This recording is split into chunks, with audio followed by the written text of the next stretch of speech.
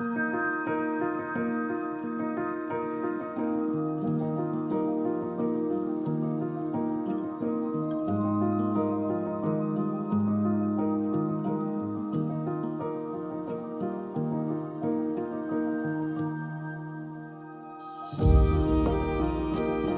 conferencia El deleite en el matrimonio es presentada por Ministerios Genezaret, perteneciente a la Iglesia Bautista Genezaret, unidos por el poder del Evangelio.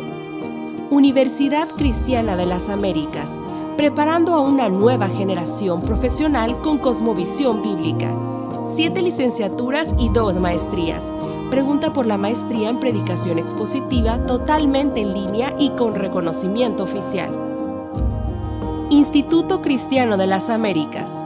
Educación bilingüe de calidad con valores cristianos. Preescolar, primaria y secundaria. Librería IBG. Recursos bibliográficos para estudios individuales, familiares y de iglesias locales que quieran crecer en el conocimiento de Dios. Palabra y Gracia. Un blog dedicado a la exposición de la sana palabra de su gracia, porque solamente la palabra puede salvar y santificar al creyente. Esperamos que este tiempo sea de gran bendición para todos. Bienvenidos.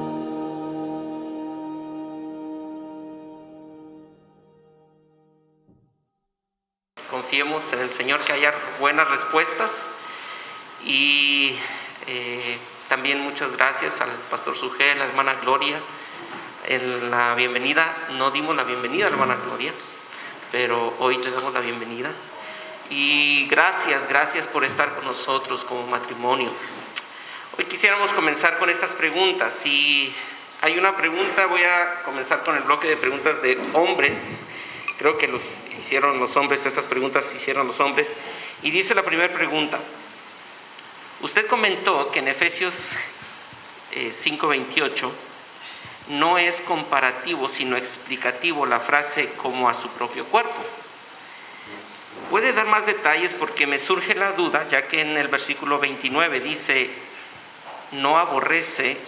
nadie aborrece a su propio cuerpo. Entonces, pareciera ser que no solamente es explicativo, sino sí es un comparativo. Bueno, lo que pasa es que al ser comparativo, al ser explicativo, también funciona como comparación. Pero yo creo que tiene más fuerza. Lo que pasa es que la partícula griega que se usa allí, lo que significa es eso. Ama a tu esposa porque es tu cuerpo. Dice, como a tu mismo cuerpo porque es tu cuerpo. Pero evidentemente, si ella es tu cuerpo, entonces está definitivamente comparando la forma como tú te cuidas a ti mismo, como la cuidas a ella. Es un asunto más de énfasis, no es que excluye la idea de comparación, porque la idea de explicación ya la incluye, pero el énfasis de Pablo es, tu esposa es tu cuerpo. ¿Y por qué eso es importante? Bueno, porque la iglesia es el cuerpo de Cristo. No es que la iglesia es como el cuerpo de Cristo. La iglesia es como un cuerpo para Cristo. No.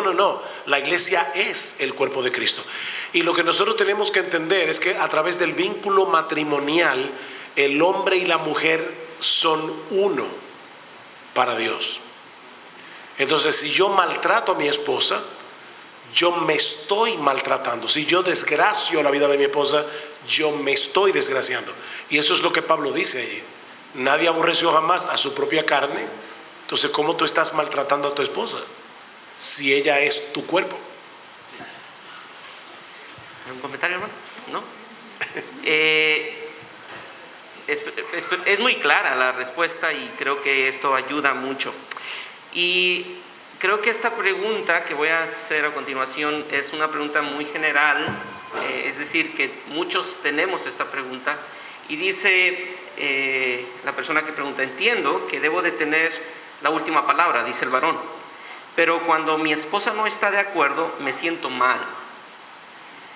Y no sé si avanzar, porque siento que debo de llegar a un acuerdo. Y no la estoy tomando en cuenta, siento que no la estoy tomando en cuenta. No hablo de asuntos doctrinales, sino de cosas prácticas en la vida. ¿Debo avanzar o debo de buscar un acuerdo? El problema es que no siempre uno llega a un acuerdo. Entonces, yo vuelvo y reitero, el esposo debe ser sensible a que su esposa debe someterse a su autoridad y por lo tanto debe ponerle atención a sus argumentos, debe prometerle: yo voy a orar por eso, voy a buscar consejo, pero al final puede ser que no lleguen a un consenso y él tiene que tomar una decisión. Porque lo que sucede entonces es que en búsqueda de ese consenso, al final el hombre se vuelve indeciso, porque no siempre van a estar de acuerdo. Entonces muchas veces él no va a tomar ninguna decisión porque no están de acuerdo. Ahora, yo no sé, amor, si tú pudieras dar algún consejo a las esposas de qué hacer cuando pasa eso, que no estamos de acuerdo. Entonces, como, ¿verdad?, desde la postura de una mujer que tiene que someterse a su marido, ¿qué hacer en ese caso? ¿Cómo manejar las mujeres ese desacuerdo? Bueno, yo, por un lado, yo veo que hay hombres que todo lo que hacen es complacer a la mujer. Entonces, en ese sentido, eso se ve muy bonito, pero no están siendo líderes, porque todo el tiempo es como lo que ella diga. Y hay un chiste inclusive que el hombre dice: en esta casa se hace lo que yo digo. Y la última palabra es: sí, mi amor. O sea, él va a hacer lo que su esposa diga. Entonces, yo creo que el hombre necesita sabiduría para saber cuándo él va a hacer las cosas. Y en cuanto a nosotras las mujeres, nosotros lamentablemente venimos como con un manualito que sabemos manipular con lágrimas, con caritas, silencios. Si no se nos complace, muchas veces, en vez de decir: está bien, mi amor, está bien, yo entiendo, yo no estoy de acuerdo, pero entiendo por qué lo estás haciendo.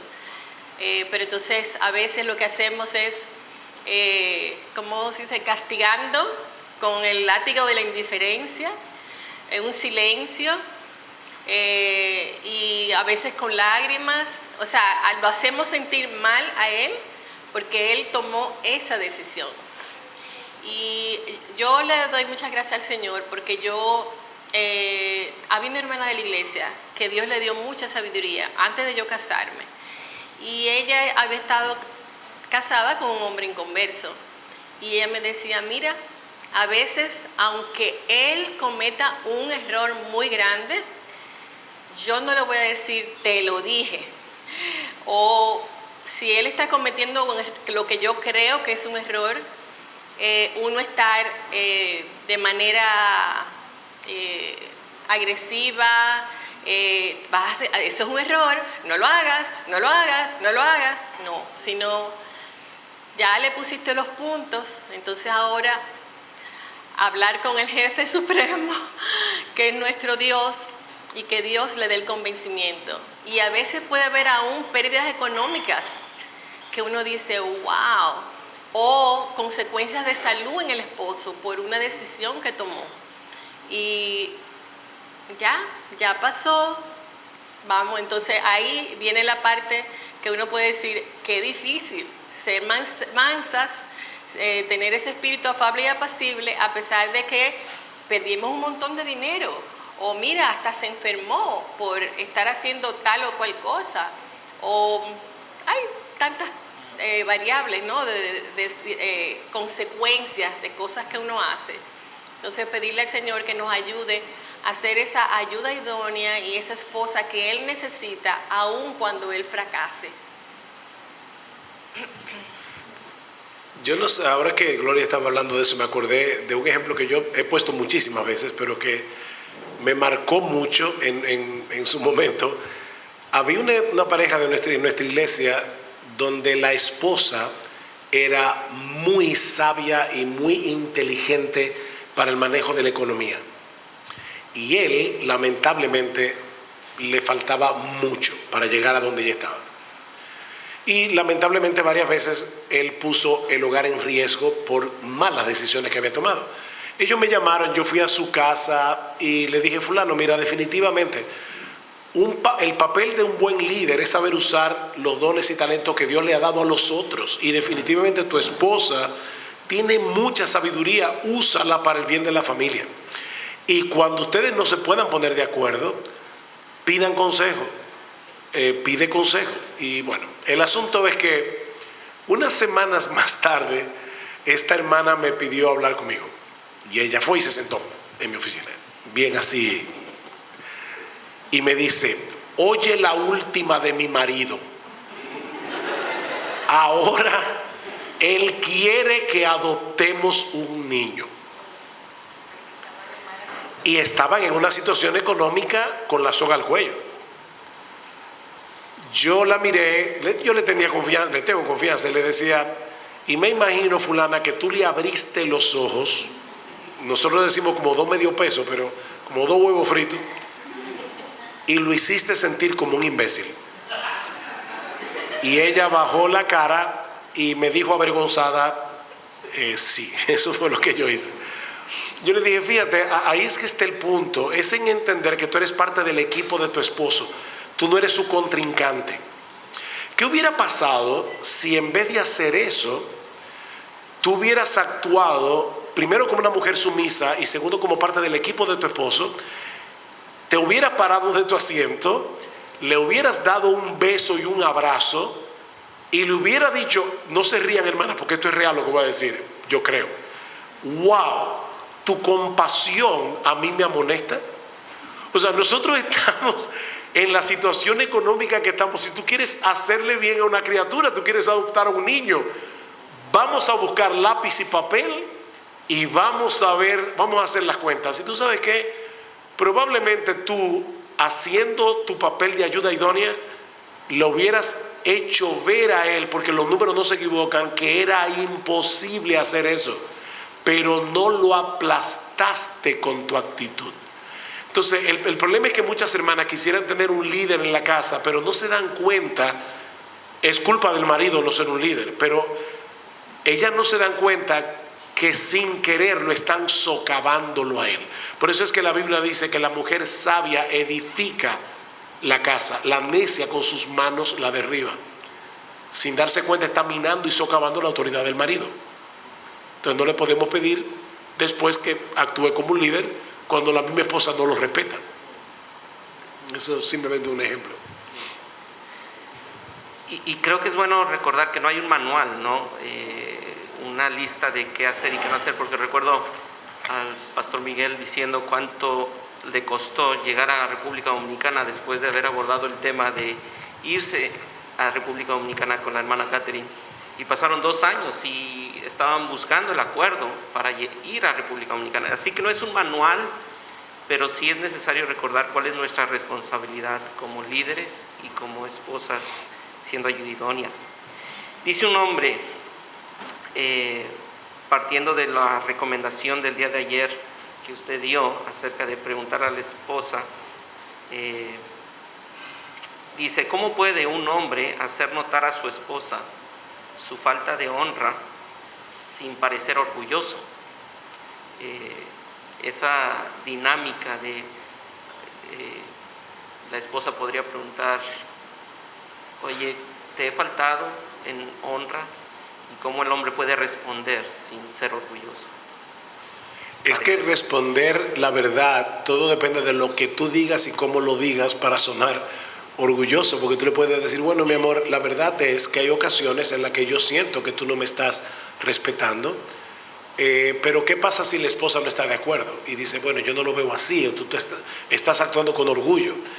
Eso es la bendición de tener una iglesia local, porque nosotros podemos decir, mira, esto pudiera crearnos un problema matrimonial. ¿Qué tal si nosotros buscamos ayuda en la iglesia y hablamos con el pastor o con el líder de grupo pequeño o lo que sea, que nos ayude a salir de esto para ver si es que yo estoy siendo hipersensible? Porque es posible que un esposo esté siendo hipersensible y le llame irrespeto algo que no es irrespeto. Pero es posible que es que la esposa no está viendo que ciertos tonos de voz pueden ser realmente irrespetuosos. Por ejemplo, a veces las mujeres dan órdenes. Lo hacen suavemente, pero están dando órdenes. Y al final de cuentas, nada más falta que el esposo diga, sí, mami. O sea, es como, tú vas a hacer esto, y tú vas a hacer esto, y tú vas a hacer esto. Exacto, pásame esto. Entonces, no se están dando cuenta que están dando órdenes, y eso es una falta de respeto. Pero tampoco nosotros queremos dar la impresión, y de hecho también me gustaría que, si tú pudieras ampliar algo, dar la impresión de que el hogar cristiano es un lugar donde la esposa está como, o sea, es una relación de dos adultos y tiene que haber como una relación fluida, ¿no? No es como que todo es un irrespeto y todo es una... hay cosas de hecho que nosotros tenemos que cubrir con un manto de amor, porque si la esposa está en su periodo o está muy cansada y de repente algo que no es común sale con una respuesta que tal vez no fue la más adecuada, pero el esposo dice, mira, esto no es un patrón, pásalo por alto, no hagas un asunto enorme de algo que tal vez tú pudiste cubrir con un manto de amor. Entonces, en ese sentido, la relación del hogar debe ser de verdad como más fluida, menos como no es un regimiento militar. No sé si... ¿Sí? Dijo que sí. Que lamentablemente, como las mujeres somos tan sensibles, a Sujel le ha pasado que a veces ha tenido temor de decirme algo para que no se arme un problema o que yo me sienta muy herida o algo así. Y yo he tenido que aprender a escucharlo, sabiendo que él lo que quiere es santificarme. No, cuando nosotros nos casamos, él decía, tú te defiendes como un gato boca arriba. Yo no sé si ustedes han visto un gato boca arriba, así. Entonces, yo tuve que aprender que él no me estaba atacando, que él está ayudándome. Entonces, las mujeres somos muy defensivas, racionalizamos, y a veces termina el hombre siendo el culpable del sí, no, perdóname. Lo que pasa es que tú, y entonces termina él siendo el culpable de nuestra mala actitud. Yo me imagino que a ustedes les ha pasado. Entonces, nada, es algo en lo que siempre tenemos que crecer, que haya, como decía Sujel, esa relación de amistad, sabiendo que somos de ese mismo equipo y que podemos hablar sin que el otro comience a hacer toda una defensa profesional y de abogado de sí mismo, porque decía Paul Tripp que nosotros todos somos excelentes abogados de nosotros mismos. Entonces, no debemos ser abogadas, hermanas, debemos ser esposas. Yo creo, perdón, para ampliar eso, que decía un puritano, John Owen, él decía, no Joe Owen, John Owen, él decía, recuerda que en lo que tú eres fuerte, en eso es que tú eres débil. Una de las fortalezas de las mujeres es que son orientadas hacia las personas. Nosotros los hombres somos más orientados hacia los conceptos. Y eso es buenísimo, que la mujer tenga esa orientación. Pero eso es un peligro también. ¿Por qué? Porque fácilmente puede llevar al plano personal algo que no es personal. Por ejemplo, las mujeres a veces se conectan con un tema y el esposo se levanta por la mañana, ese es otro ejemplo que he usado otras veces, y le dice, ¿sabes qué, mi amor? Yo estoy pensando que debemos poner unas cortinas azules en la cocina porque pega muy bien con toda la decoración de la cocina. Y el esposo le dice, mira, me parece bien. El esposo se va para el trabajo, vuelve a las 6 de la tarde y la esposa de repente le dice, ahora pudieran ser blancas. Y él le dice, ¿el qué? La cortina. ¿Qué cortina? Porque ya la cortina, o sea, ella se quedó, la cortina está aquí, ¿verdad? Pero a él la cortina se quedó enterrada. Entonces ahí es donde comienza el peligro. Sí, claro, a ti no te importa como la cocina es la parte que me toca a mí, porque hay que yo... Pero que tú estás llevando a un plano personal, algo que no es personal. Se le olvidó que a las 7 de la mañana tú le mencionaste una cortina. Entonces, en ese sentido, de verdad, hermanas, Eso es bueno que sean tan orientadas esas las personas, pero tengan cuidado. De hecho, tengo que confesarles algo. Yo prefiero 1000 veces, como pastor, tratar de resolver un problema entre 2 hombres que entre 2 mujeres. De verdad. Porque cuando las mujeres se enredan en ese plano personal, uy, qué difícil es. Por algo bueno que tienen, pero que se puede convertir en algo malo si no lo saben manejar. Como nosotros también tenemos nuestros problemas, porque al ser tan conceptuales, entonces fácilmente podemos ser muy fríos y no tener el cuidado que debemos tener. Y yo, lamentablemente, o sea, mi esposa tiene un problema, ella me está hablando y ya mi mente de pastor ya está buscando una respuesta. Y a veces lo que mi esposa necesita no es a un pastor o un consejero, ella necesita a un esposo. Entonces ahí viene el problema nuestro, ¿verdad? Para no dejarnos bien parados. Los dos tenemos ese problema. Gracias. Hay otra pregunta. Alguien está preguntando, ¿cómo una mamá que es madre soltera tiene que ser de influencia en la vida de los hijos cuando no hay esa figura paternal? ¿Cómo puede ella suplir esa necesidad?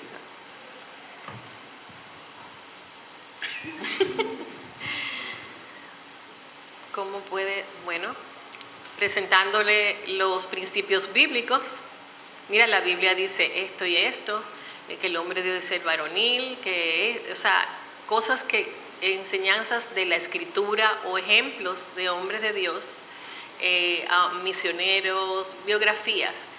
Pero a mí me gustó mucho que había una hermana de la iglesia que ella estaba casada con una persona inconversa, pero ella buscó la manera de que un hombre de la iglesia, un hombre fiel de la iglesia, tuviera contacto cada cierto tiempo con sus hijos y que los invitara a su casa para compartir. Y así los hijos tenían la oportunidad de ver ese hombre piadoso en su casa, jugando, comiendo una pizza, lo que sea. Y entonces así dar la oportunidad a que ese niño, ese joven, pues también tenga esa relación con este hombre, que pueda hasta pedirle consejo. Yo creo que eso es muy bueno. Sí, yo iba a decir eso mismo, que otra vez lo bueno que es la iglesia local, porque la iglesia local puede suplir, y yo creo que nosotros todos en nuestras iglesias deben poner más atención a ese tema de las mujeres solteras, porque las madres solteras, porque ellas están en una situación difícil y resulta que los casados más fácilmente invitan a una pareja a su casa. Como que no pensamos tan fácilmente, déjame invitar a esta hermana que está sola, porque queremos tener contacto con una pareja. Pero lo cierto es que son hermanas que están en necesidad. Entonces ahí la iglesia local puede jugar un papel muy importante, como decía Gloria.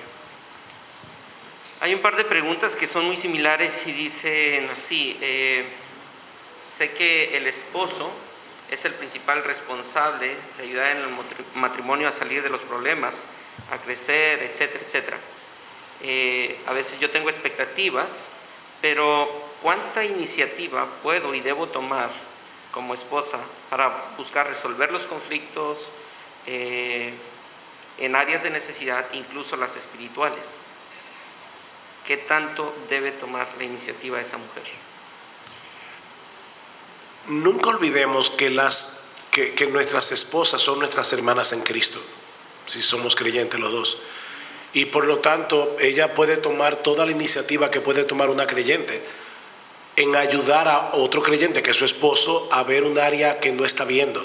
Entonces, si ella se mantiene dentro del marco del respeto bíblico, no hay tema que ella no pueda hablar con su esposo y decirle francamente: estoy preocupada, no te veo leyendo la Biblia con regularidad, estoy preocupada por tu vida de oración, estoy preocupada por el tiempo que pasas en la computadora, viendo televisión o lo que sea.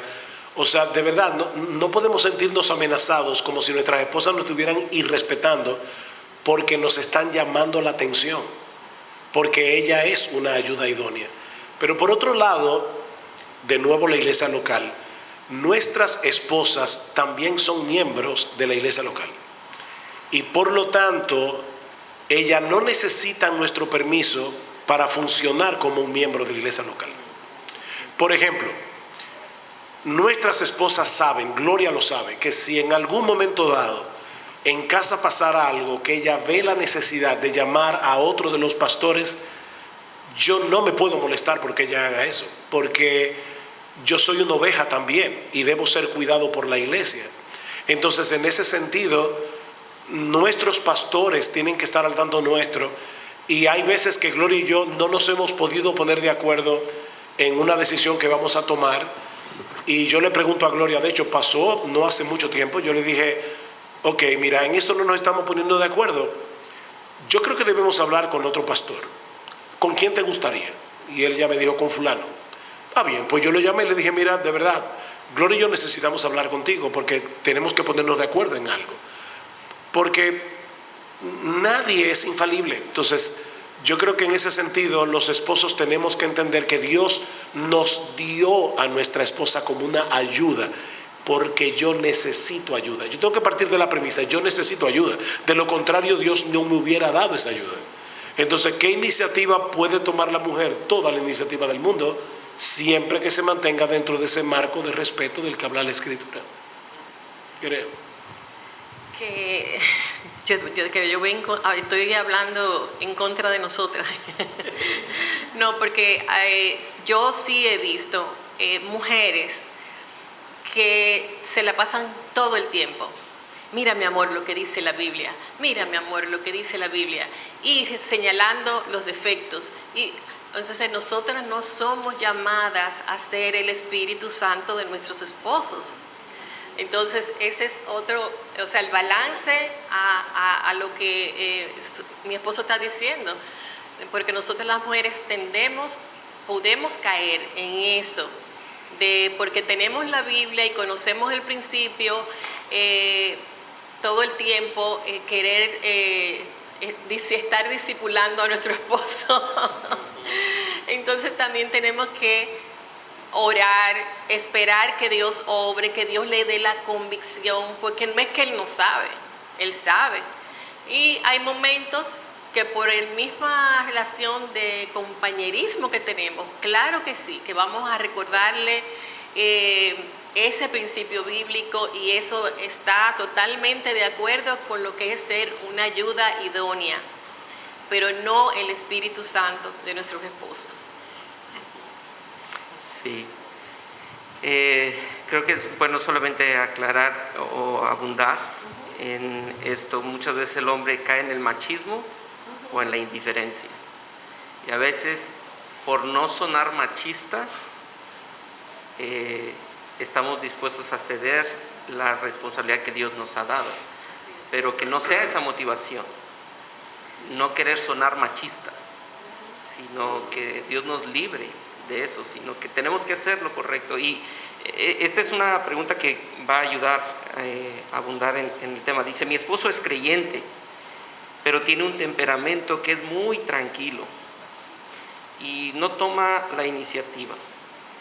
Yo he tomado mucha iniciativa y decido mucho por él, pero él lo quiere así.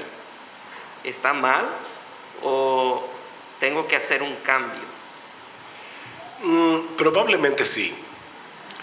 Sí que debe hacer un cambio, porque el problema aquí es que cuando la esposa tiene mucha iniciativa, lo cual no es malo en sí mismo, pero el esposo no tiene ese mismo nivel de iniciativa, es muy fácil que el liderazgo del hogar recaiga sobre ella.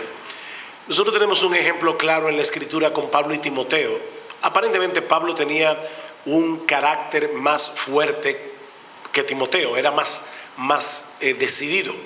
Timoteo, en cambio, era más tímido, y Pablo varias veces tiene que decirle, Dios no nos ha dado espíritu de cobardía, sino de poder, de amor y de dominio propio. Nadie tenga en poco tu juventud, si no sé ejemplo, etc. Cuando Pablo escribe a los Corintios, le dice, cuiden a Timoteo para que él no se sienta al menos.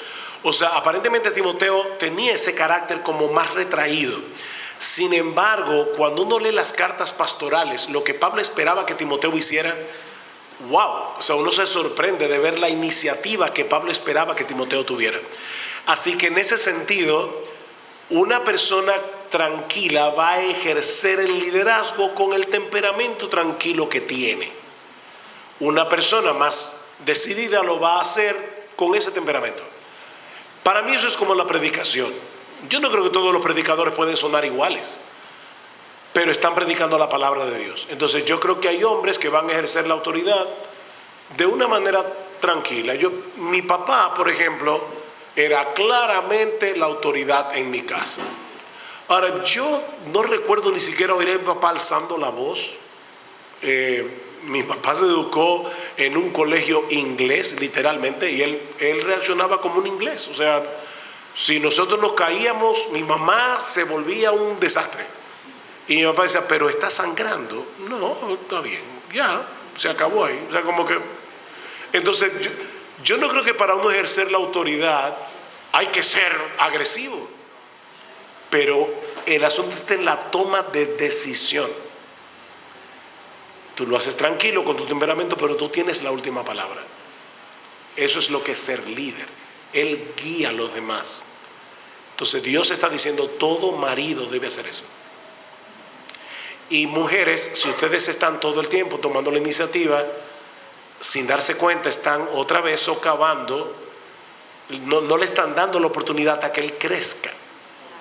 Vas a tener que tener paciencia y seguramente van a haber cosas en la casa que se van a quedar sin hacer porque tu esposo no tomó la iniciativa. Pero dale tiempo, que va a llegar un momento en que él va a tener que hacerlo porque nadie lo está haciendo.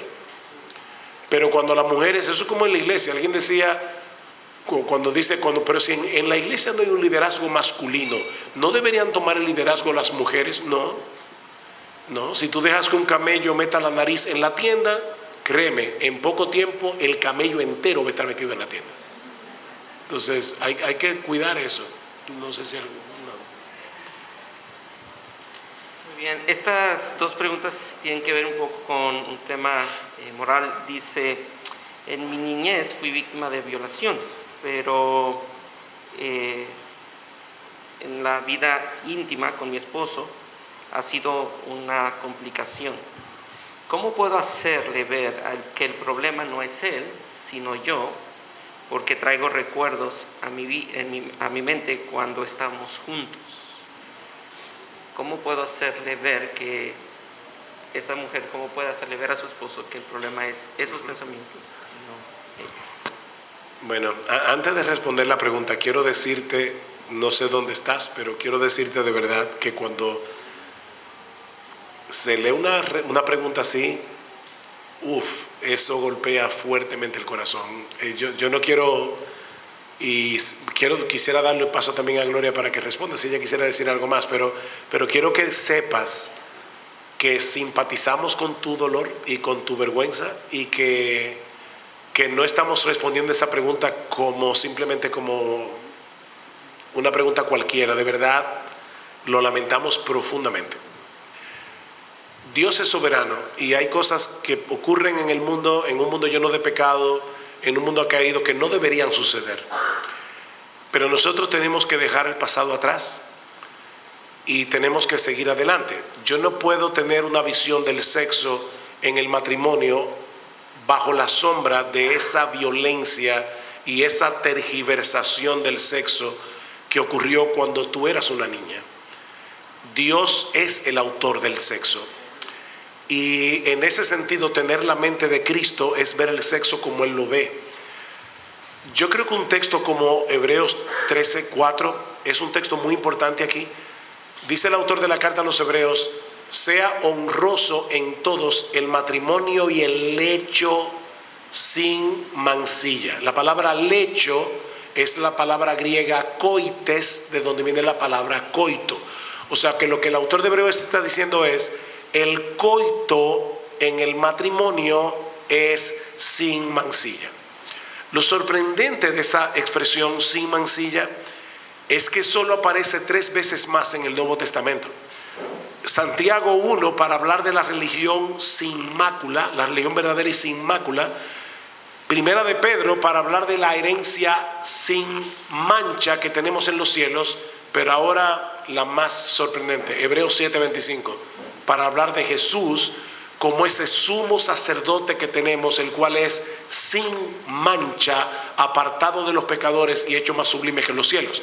Así que lo que el autor de la carta a los Hebreos está diciendo es que el coito en el matrimonio es tan santo como la religión verdadera, es tan santo como el cielo y es tan santo como el mismo Jesús, porque fue Dios que planificó el coito para que sea algo placentero para el hombre y la mujer en el lecho matrimonial. Ahora, los adúlteros y a los fornicarios los juzgará Dios, pero no el lecho matrimonial, no el coito en el matrimonio.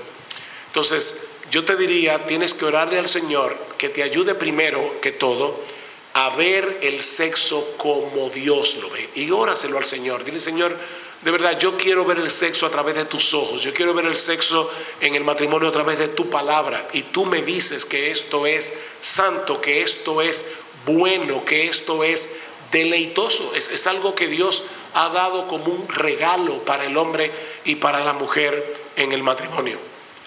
Y es posible que en un principio todavía te vengan ráfagas de imaginación y recuerdos, pero aún hasta eso ponlo delante del Señor y dile: Señor, de verdad ayúdame para yo poder entregarme a mi esposo completamente sin que estos recuerdos vengan a mí.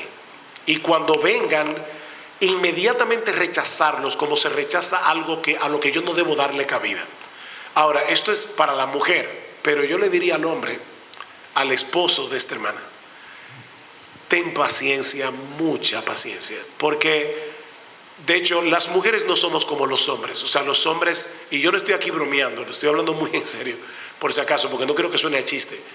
Los hombres nos encendemos con solo ver el cuerpo desnudo de una mujer, pero la mujer no es así. Dios la hizo para ser preparada con más tiempo, con más cuidado. Y en ese sentido, cuando un hombre que está casado con una mujer que ya pasó por esta experiencia no tiene ese cuidado y se apresura a querer terminar la relación matrimonial y culminar el coito matrimonial, no se está dando cuenta que no está ayudándola a ella, por la falta de paciencia, a desconectar, a divorciar eso que le sucedió en su niñez con lo que ahora está sucediendo con este esposo tierno, paciente, amoroso, que sí va a disfrutar de ella, pero es cuidadoso y tierno. O sea, yo creo que todo hombre debe ser tierno con su esposa, cualquier hombre, aunque no haya tenido esa experiencia la mujer, pero más en el caso de una hermana que ha pasado por esa experiencia tan traumática. Pero, hermana, no dejes que tu recuerdo determine tu visión del sexo. Eso es un terrible recuerdo, pero el sexo sigue siendo santo. Y el sexo en el matrimonio sigue siendo un regalo de Dios para el deleite y el disfrute del hombre y de la mujer, de los dos. 1 Corintios 7. Bueno, lo primero que quería decirles, hermana, es que vamos a orar por ti, hermana. De verdad, como decía Sugel, nos duele en el corazón, pero definitivamente en las vidas nuestras, bajo la soberanía de Dios, en nuestro pasado, pasaron muchas cosas, pero de alguna manera el Señor lo permitió para nuestra santificación. Y no debemos entretener pensamientos, esos pensamientos en nuestra cabeza, sino tratar, como dice Filipenses, de traer todas estas peticiones, todas estas cosas delante del Señor y de pensar todo lo bueno, todo lo justo, si hay virtud alguna. Usted sabe ese texto largo. ¿Por qué? Porque nosotras muchas veces con nuestros pensamientos nos hacemos daño, o sea, reviviendo una y otra vez las cosas. Entonces debemos alimentar nuestra mente de todo lo bueno, todo lo puro y dejar atrás el pasado. Sabemos que no es fácil y que las heridas de índole sexual o cuando son cosas con nuestros padres, papá o mamá, que nos hirieron, esas cosas son marcas que aún el cristiano ve la soberanía de Dios y ve el amor de Dios, pero aún así esas cicatrices quedan, ¿verdad? Como a mí se me quedó mi cicatriz de mi operación de hombro. O sea, ya a mí no me duele el hombro, pero la marquita está ahí. Pero entonces nosotros no podemos quedarnos pensando, ay, esa cicatriz, o sea, morando en el pasado. Así que no sé cuál es tu caso, pero oramos que el Señor te ayude, de verdad. Gloria a Dios, porque hay esperanza en el Evangelio, hay esperanza. Esta es la última pregunta. Dice, dentro del marco de la planificación familiar, ¿cuáles son los parámetros y principios bíblicos en la decisión de la procreación? Y yo quisiera, antes de que conteste el hermano Sugel, porque quizá es una pregunta que puede dar para mucho, pero quiero recomendar a quien haya hecho esta pregunta a que busque un audio de crianza reverente. Susi, ¿me mandas el cheque de las... La comisión. No escucho, ok. El que haya hecho esta pregunta de la planificación familiar, Susi hizo una entrevista con el pastor Miguel Núñez acerca de este tema. Entonces, seguramente, si quieres abundar más en el tema, allí habrá. Entonces... Pero que él dice, Susi, que le mande el cheque de la comisión por el, tú sabes, la recomendación del programa. Miren, hermanos, Dios nos ha dado una cabeza para pensar y tenemos que tomar decisiones. Dios es que le dio a los hombres el poder hacer ciencia y desarrollar la ciencia, etc. Entonces yo creo que el tema aquí no es tanto la planificación familiar, porque debemos planificarnos. El punto está en que la Biblia prohíbe el aborto. Y lamentablemente muchos de las cosas que usamos, anticonceptivos anticonceptivos y preservativos, las dos cosas. Sobre todo los anticonceptivos son abortivos. Entonces, por ejemplo, uno dice, bueno, la famosa T de plata, yo no sé cómo le llaman aquí, el DIU, ¿verdad? Dicen, nosotros tenemos un ginecólogo, nos decía a nosotros, no había hablando sobre ese tema, decía, sí, pero es que la posibilidad de que una mujer salga embarazada con un DIU es de 1 en yo no sé cuántos mil. Y digo, sí, yo te entiendo. El problema es que el DIU, cuando la mujer sale embarazada, entonces es un cuerpo extraño que puede en muchos casos provocar un aborto.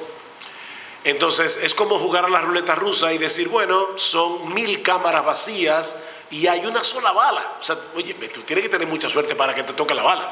Sí, pero yo no voy a jugar a la ruleta rusa. Entonces, el asunto aquí es que debemos estudiar los métodos que estamos usando, porque bajo ningún concepto nosotros podemos jugar con el tema del aborto. Todo lo que pueda provocar un aborto, el creyente debe evitarlo, porque el aborto es un asesinato. Ahora, ya de ahí tenemos que usar los métodos que hay en el mercado que no tengan ese problema, ¿verdad? O sea, yo no soy de los que piensan, no, hay que tener todos los hijos que se puedan y usa solamente el método del ritmo. Lo que pasa es que no todas las mujeres pueden usar el método del ritmo, tiene que ser muy regular, tiene que estar muy atenta a una serie de factores y definitivamente el método del ritmo tiene no daños, pero tiene efectos colaterales, se llaman hijos.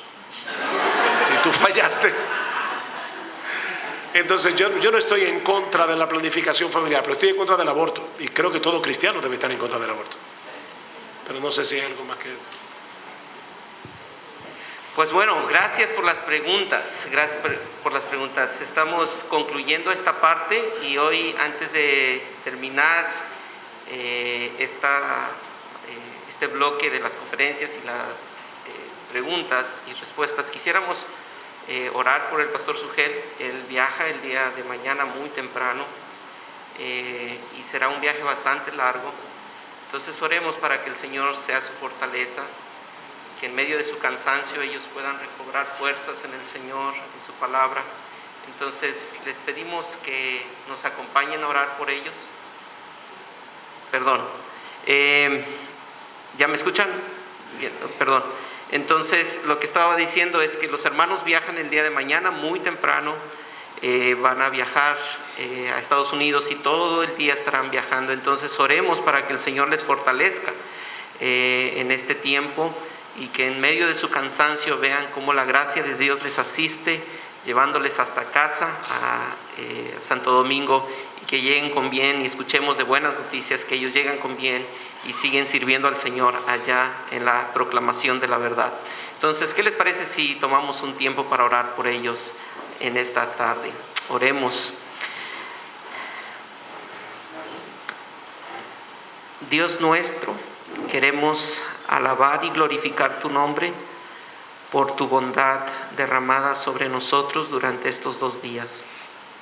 Nos has dado un banquete con tu palabra.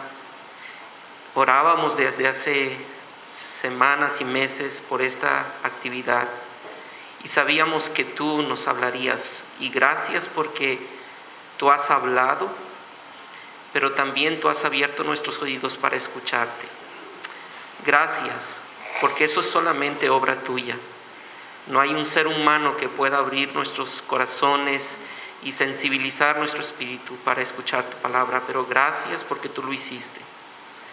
Gracias por traer a tus siervos hasta aquí y poder predicarnos tu palabra. Te agradecemos también, pero también queremos pedirte ahora que tú vayas guiando sus pies, alumbrando sus caminos, y Señor, que tu palabra siga siendo su sustento y que en medio de su debilidad, sabemos que están cansados, sabemos que han sido semanas muy pesadas para ellos, pero gracias porque hemos visto cómo tú les has fortalecido y estamos seguros que tú les fortalecerás de acuerdo a tu voluntad.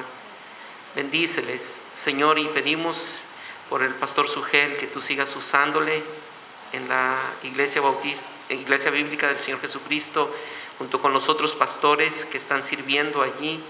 Y Señor, que tu palabra siga siendo expuesta y que muchas personas vengan al conocimiento de la verdad y te adoren a través de esa predicación. Y gracias te damos por darnos esta oportunidad de verles entre nosotros, y gracias por esta bendición. Te pedimos esto y te agradecemos por los méritos de nuestro Señor y Salvador Jesucristo. Amén, amén, amén. La conferencia El deleite en el matrimonio fue presentada por Ministerios Genesaret, perteneciente a la Iglesia Bautista Genesaret, unidos por el poder del Evangelio. Universidad Cristiana de las Américas, preparando a una nueva generación profesional con cosmovisión bíblica. 7 licenciaturas y 2 maestrías. Pregunta por la maestría en predicación expositiva totalmente en línea y con reconocimiento oficial. Instituto Cristiano de las Américas. Educación bilingüe de calidad con valores cristianos. Preescolar, primaria y secundaria. Librería IBG. Recursos bibliográficos para estudios individuales, familiares y de iglesias locales que quieran crecer en el conocimiento de Dios. Palabra y Gracia. Un blog dedicado a la exposición de la sana palabra de su gracia, porque solamente la palabra puede salvar y santificar al creyente.